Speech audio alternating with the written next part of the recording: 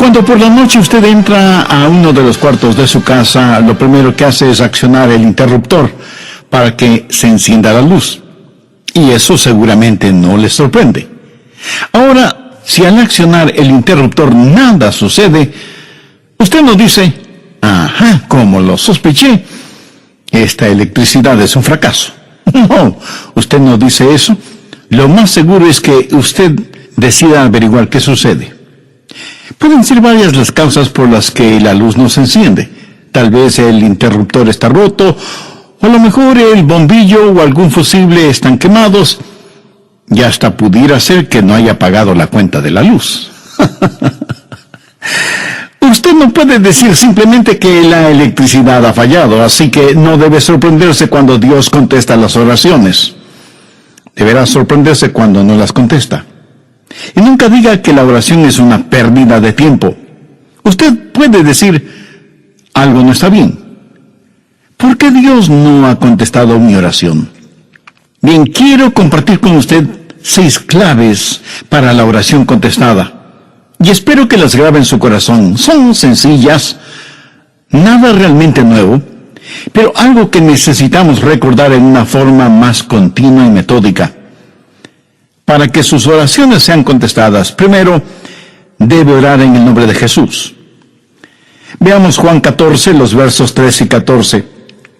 Jesús dijo, y todo lo que pidiereis al Padre en mi nombre lo haré, para que el Padre sea glorificado en el Hijo.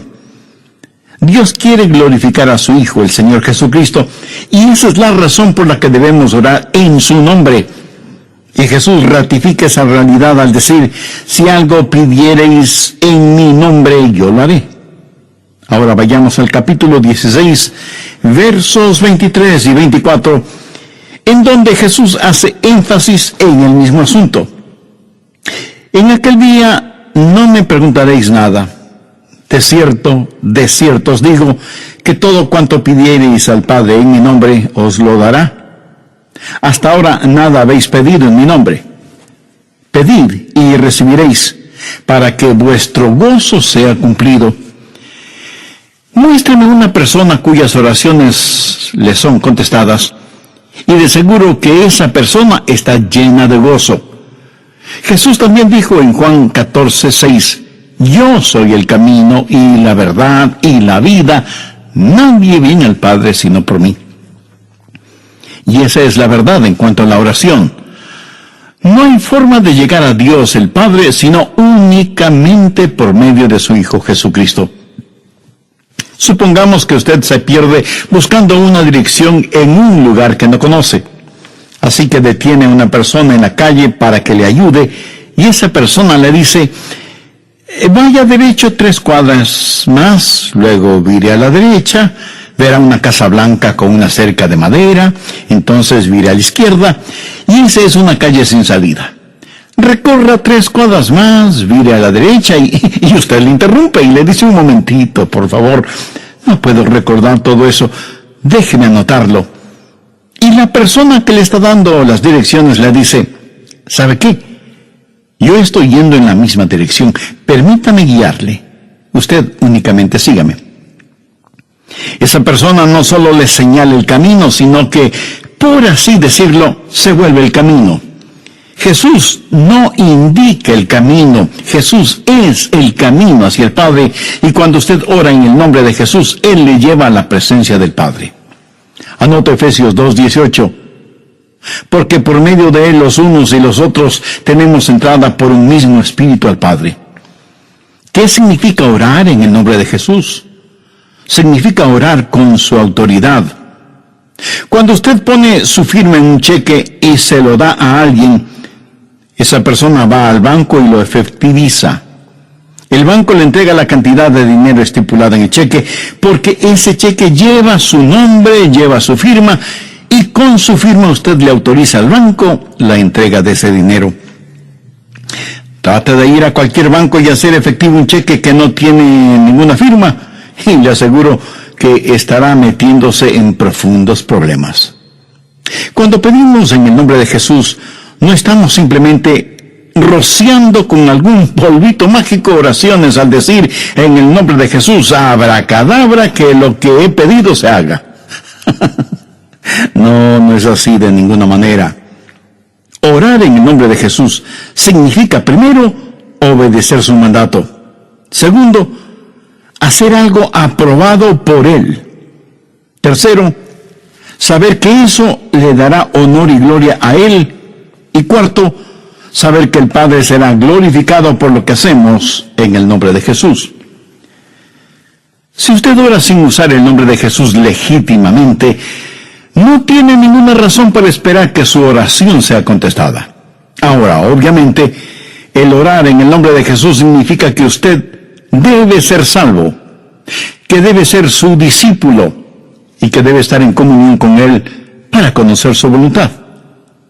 No solo ora en el nombre de Jesús, sino que también ora en el Espíritu. Veamos Efesios 6:18. Orando en todo tiempo, con toda oración y súplica en el Espíritu, y velando en ello con toda perseverancia y súplica por todos los santos. Así como se debe orar en el nombre de Jesús, hay que orar en el Espíritu. Casi al final del Antiguo Testamento hay un versículo muy interesante. Busque Zacarías 12:10. Dios habla de lo que hará en los últimos días, cuando los judíos como nación vengan a Jesús. Y derramaré sobre la casa de David y sobre los moradores de Jerusalén espíritu de gracia y oración, y mirarán a mí, a quien traspasaron, y llorarán como se llora por hijo unigénito, afligiéndose por él como quien se aflige por el primogénito.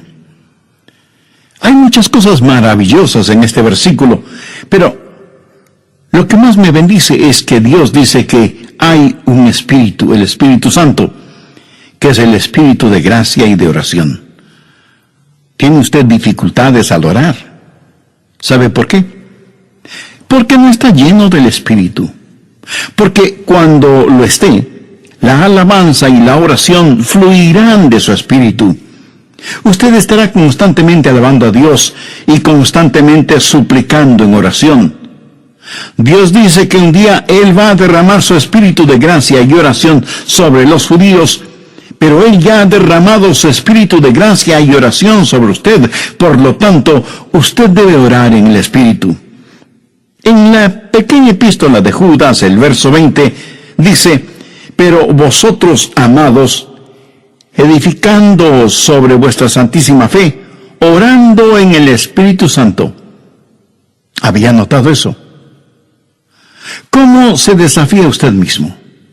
Orando en el Espíritu Santo. ¿Por qué es tan importante orar en el Espíritu? Bien, sabemos que cuando oramos en el nombre de Jesús, oramos con autoridad.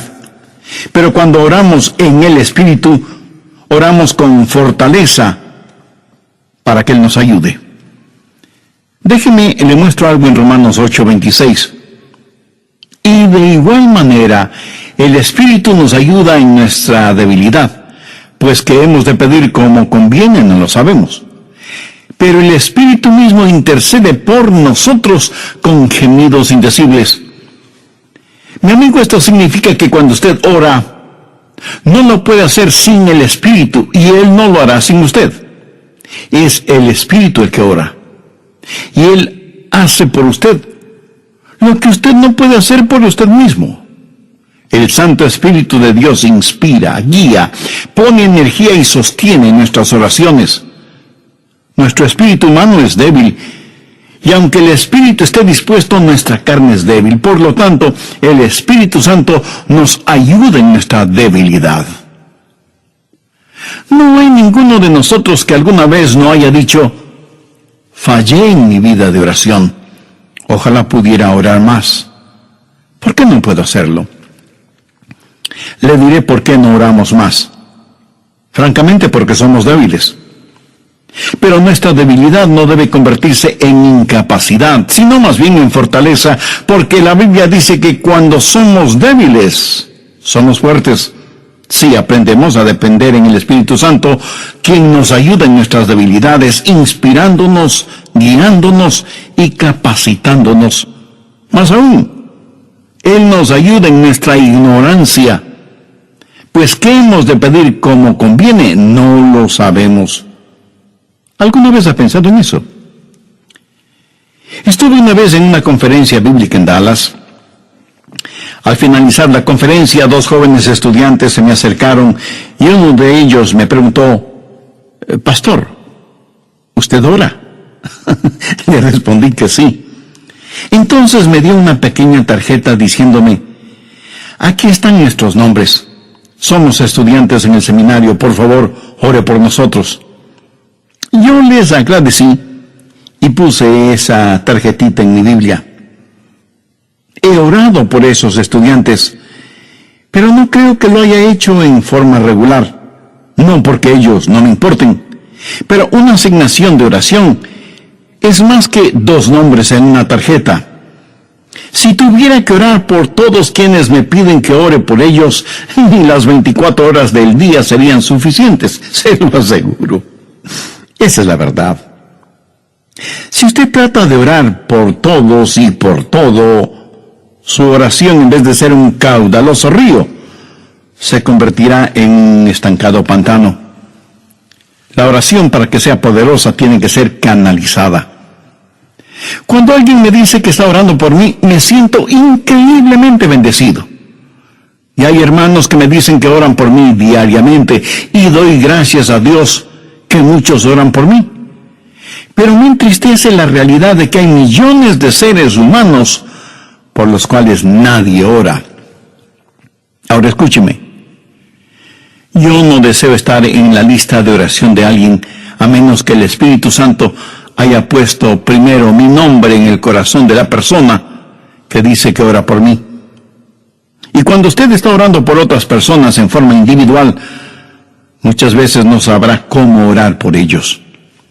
Por ejemplo, su tía Rosita está enferma, y usted ora: «Señor, restaura la salud de tía Rosita». ¿Cómo sabe que Dios no está preparando a tía Rosita para llevársela al cielo? Y usted ora para que tía Rosita todavía se quede en la tierra, mientras que, de acuerdo a Juan 17:24, Jesús ora y dice: «Padre, aquellos que me has dado, quiero que estén donde yo estoy». ¿Dónde está Jesús? En el cielo. ¿Dónde está la tía Rosita? Todavía en la tierra. En las reuniones de oración, más se ora para que la gente sea sanada que lo que se ora para que la gente sea salvada. Parece que estamos más interesados en mantener a los salvos fuera del cielo que a los perdidos fuera del infierno. No sabemos orar como debemos orar. Cuando Saulo perseguía a los seguidores de Cristo, antes de que fuera el apóstol Pablo, me pregunto qué oraba la iglesia en relación con Saulo. Si yo hubiera vivido en esa época, seguro que hubiera orado: «Señor, mira cómo este Saulo nos persigue. Elimínalo, evapóralo, Señor, haz algo con él». Y ciertamente, Dios hizo algo con él, pero no precisamente como se lo pedimos. Dios lo transformó en el poderoso apóstol Pablo. A veces no sabemos ni lo que pedimos. Por eso el Espíritu Santo, que intercede por nosotros, dice: «Señor, esto es lo que Adrián está pidiendo, pero esto es lo que en realidad necesita». El Santo Espíritu de Dios nos ayuda en nuestras debilidades cuando nosotros no sabemos cómo orar, por qué orar, o cuando no tenemos la fortaleza, ni la energía, ni el deseo de orar. E intercede con nosotros, como la Biblia lo dice en Romanos 6:26, pero el Espíritu mismo intercede por nosotros con gemidos indecibles. Ni usted ni yo, nadie puede orar como el Espíritu Santo puede hacerlo. Y la expresión gemidos indecibles era utilizada para describir los dolores de una mujer dando a luz. Eso, mi amigo, es orar en el Espíritu. Intercede por nosotros con gemidos indecibles, porque muchas veces nosotros no sabemos qué pedir. Algunos años atrás, yo viví la experiencia de un profundo dolor emocional y espiritual a tal grado que no podía ni siquiera articular una sencilla oración. Lo único que podía hacer era quejarme. Pero el Santo Espíritu de Dios escuchó mi oración y Él llevó mi dolor, mi súplica, hasta el trono de la gracia y la misericordia de Dios. Entonces usted ora primero en el nombre de Jesús, segundo en el Espíritu Santo. Para orar en el nombre de Jesús, usted tiene que ser salvo, y para orar en el Espíritu, usted tiene que ser lleno del Espíritu Santo de Dios. Tercero, usted debe orar en obediencia a Dios. Es una malvada necedad el esperar que Dios escuche sus oraciones cuando usted no está viviendo en obediencia a Él. Lo triste es que hay personas que tienen la idea de que Dios les bendecirá, aún en su desobediencia. Razone esto un instante. Si usted está viviendo una vida de desobediencia, y aún así Dios contesta sus oraciones, ¿qué es lo que Dios está haciendo? Está animando y recompensando su pecado. Pero escúcheme, Dios le ama demasiado como para hacer eso. Veamos el Salmo 66. Quiero mostrarle algo. Salmo 66, verso 18. Este es un versículo que debería estar subrayado en su Biblia.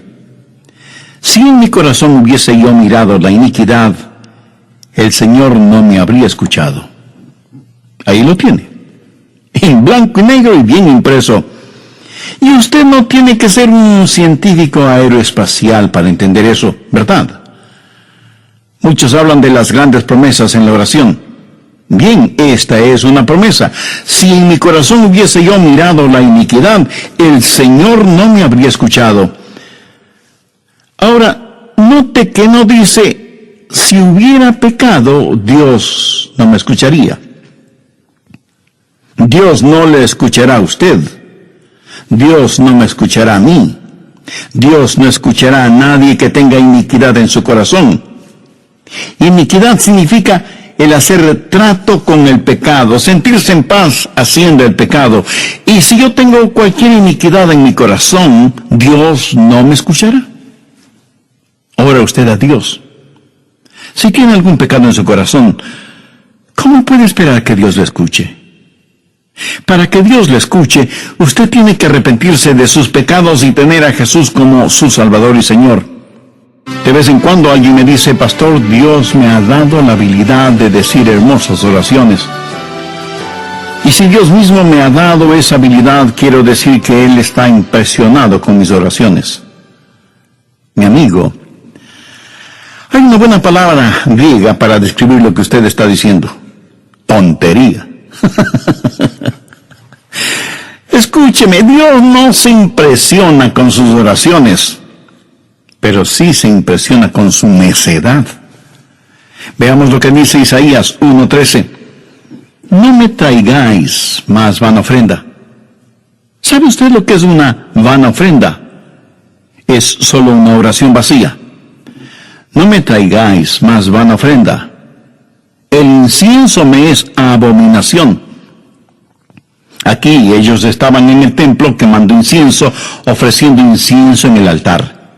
No me traigáis más vana ofrenda, el incienso me es abominación, luna nueva y día de reposo, el convocar asambleas, no lo puedo sufrir, son iniquidades vuestras fiestas solemnes.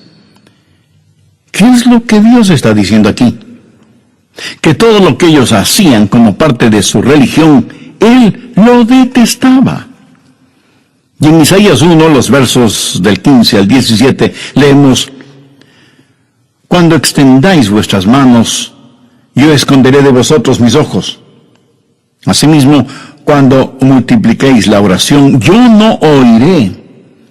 Llenan están de sangre vuestras manos, lavaos y limpiaos, quitad la iniquidad de vuestras obras de delante de mis ojos, dejad de hacer lo malo, aprended a hacer el bien, buscad el juicio, restituid al agraviado, haced justicia al huérfano, amparad a la viuda.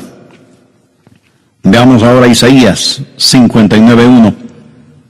He aquí que no se ha cortado la mano de Jehová para salvar, ni se ha agravado su oído para oír. Dios no se ha vuelto manco ni sordo, pero vuestras iniquidades han hecho división entre vosotros y vuestro Dios, y vuestros pecados han hecho ocultar de vosotros su rostro para no oír. ¿Ha leído alguna vez algo del libro de Esdras? Vayamos al capítulo 9, verso 6. Esdras está orando y dice: Dios mío, confuso y avergonzado estoy para levantar, oh Dios mío, mi rostro a ti, porque nuestras iniquidades se han multiplicado sobre nuestra cabeza, y nuestros delitos han crecido hasta el cielo. Mi amigo, debemos orar en obediencia. Para resumir un poco todo esto, vamos a la primera epístola de Juan. No el Evangelio de Juan, sino la primera epístola de Juan, capítulo 3, verso 22. Y cualquier cosa que pidiéramos, la recibiremos de Él, porque guardamos sus mandamientos y hacemos las cosas que son agradables delante de Él. Los rebeldes jamás verán sus oraciones contestadas. Déjeme retroceder un poco las páginas de la historia. Recuerda cuando Israel había conquistado Jericó y tuvieron que pelear contra un pequeño pueblito. No era ninguna gran ciudad. Un pueblito llamado Ai. Apenas 3 letras, H-A-I, Ai. Y sin embargo, los israelitas tuvieron que huir, como se dice vulgarmente, con el rabo entre las piernas, ignominiosamente derrotados. Y Josué tiene que ir y postrarse delante de Dios y preguntarle cómo pudo permitir que tal cosa sucediera. Mire lo que le contestó Dios en Josué 7, los versos 10 y 11. Y Jehová dijo a Josué: levántate, ¿por qué te postras así sobre tu rostro? Israel ha pecado. ¿Qué está diciendo? Josué, hijo mío, ¿por qué me estás orando? No puedes utilizar tus oraciones como una cortina de humo para ocultar el pecado que hay en medio del pueblo. Enfrenta y elimina ese pecado, y entonces oiré tus oraciones. Cuarto, usted debe orar en la voluntad de Dios. No solo conocer a Jesús, no solo ser lleno del Espíritu, no solo obedecer los mandamientos, pero aún habiendo hecho todo esto, todo lo que usted desea no es necesariamente la voluntad de Dios para usted. Anote 1 de Juan 5, versos 14-15. Y esta es la confianza que tenemos en Él, que si pedimos alguna cosa conforme a su voluntad, Él nos oye. Y si sabemos que Él nos oye en cualquier cosa que pidamos, sabemos que tenemos las peticiones que le hayamos hecho. Orar en la voluntad de Dios. Y usted no encuentra la voluntad de Dios simplemente por adivinación. Pastor, ¿cómo voy a conocer la voluntad de Dios? Bien, permítame hacerle una pregunta. ¿Quiere en realidad saberlo? Y usted me responde: bueno, no sé si quiera saberlo o no. Entonces le haré otra pregunta. ¿Quiere hacer la voluntad de Dios? Y usted me responde: sí, claro que sí. ¿La quiere hacer realmente? Quiero decir, si Dios le dijera este mismo momento: hay algo que deseo que hagas, ¿lo haría? ¿Sabe usted cuál sería la primera pregunta debido a nuestra naturaleza humana? ¿Qué es, Señor? Esa no debería ser la primera pregunta o la primera respuesta. Usted no puede contestar una pregunta con otra pregunta. Usted debe contestar esa pregunta con una afirmación. Adrián, hay algo que quiero que hagas. ¿Lo harás? Yo debo contestar: Sí, Señor, lo haré. ¿Qué es lo que quieres que haga? Mira, la manera de conocer la voluntad de Dios no es sabiendo lo que es, sino comprometiéndose a hacerla aún antes de saber lo que es. Eso es confianza. Sencillamente diga, Señor, estoy listo y haré lo que quiera que tú quieras que haga. Y aunque esa frase pueda trabar nuestra lengua, destraba nuestra capacidad de obediencia. Debo admitir que muchos tienen temor de la voluntad de Dios. De alguna manera se les ha metido la idea en la cabeza de que si se prestan para servicio bajo la voluntad de Dios, van a terminar como misioneros en el país de salsipuedes, viviendo en una choza con piso de tierra y comiendo carne de serpiente o quién sabe qué otros exóticos alimentos. ¿Sabe qué? Pudiera ser que así suceda. La forma de conocer la voluntad de Dios es aceptando la voluntad de Dios antes de conocer cuál es la voluntad de Dios.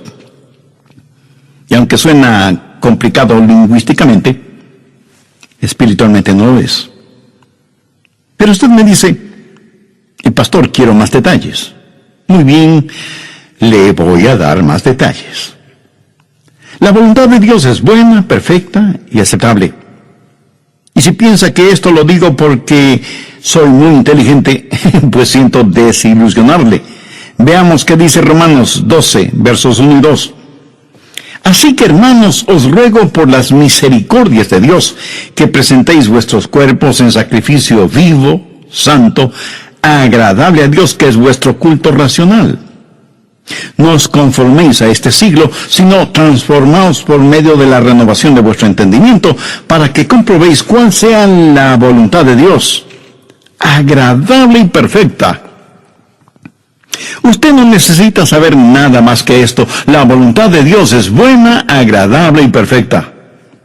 Preséntese usted mismo como un sacrificio vivo y santo delante de Dios, y usted sin ninguna sombra de duda conocerá y compruebará que la voluntad de Dios es siempre buena, agradable y perfecta. La oración no es para manipular la voluntad de Dios para que se amolde a la suya. Es descubrir la voluntad de Dios y meterse de cabeza en ella. Pero escúcheme con atención. En última instancia, usted no encuentra la voluntad de Dios. La voluntad de Dios lo encuentra usted. Cuando su corazón está bien con Dios, usted presenta su cuerpo como un sacrificio vivo y rehúsa el ser amoldado por el sistema y los valores del mundo, para más bien ser transformado, renovado en su mente y empezar a pensar los pensamientos de Cristo y por lo tanto tener la capacidad de orar en la voluntad de Dios. Quinto, orar en comunión con los creyentes. Por favor, busque el Evangelio de Marcos, capítulo 11, los versos 25 y 26.